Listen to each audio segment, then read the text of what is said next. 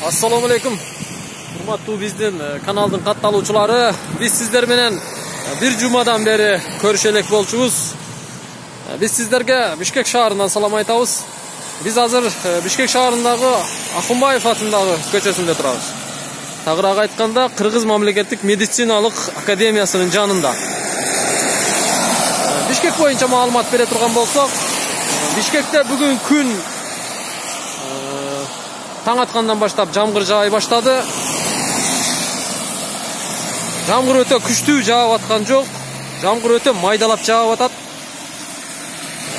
Абанын температурасы точно канча экенин билбейм, бирок мындай жемпиржен жүрсөң үшүй турган деңгээлде абанын температурасы суугураак.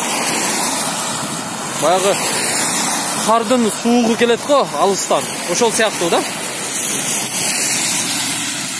Бүгүн 1 май бардыгыңыздарды эмгекчилердин эл аралык күнү менен куттуктайбыз. Ар бириңиздердин үйүңүздөрдө тынчтык амандык болсун. Эмгегиңиздердин үзүрүн көрүңүздөр.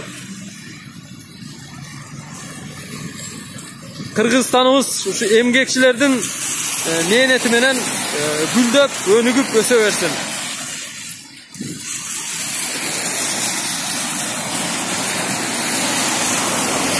Бүгүн элдин баары үйүндө эс алып аткан чагы, мындай температурада, мындай аба ырайында үйдө жатып алып эс алганга эмне жатсын?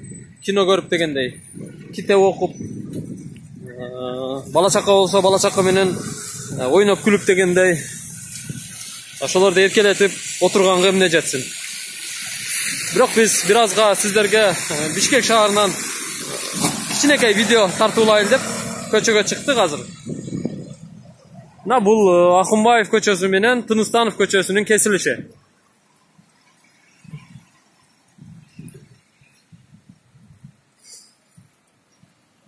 Бул жакта Кыргыз Республикасынын өкмөтүнө караштуу отун энергетикалык комплекси жөнгө салуу боюнча мамлекеттик агенттик экен.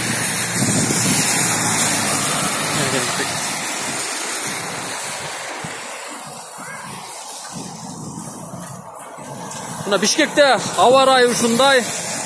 Биздин канал менен бирге болуңуздар. Биз сиздерге ден соолук, ишиңиздерге ийгилик тилейбиз.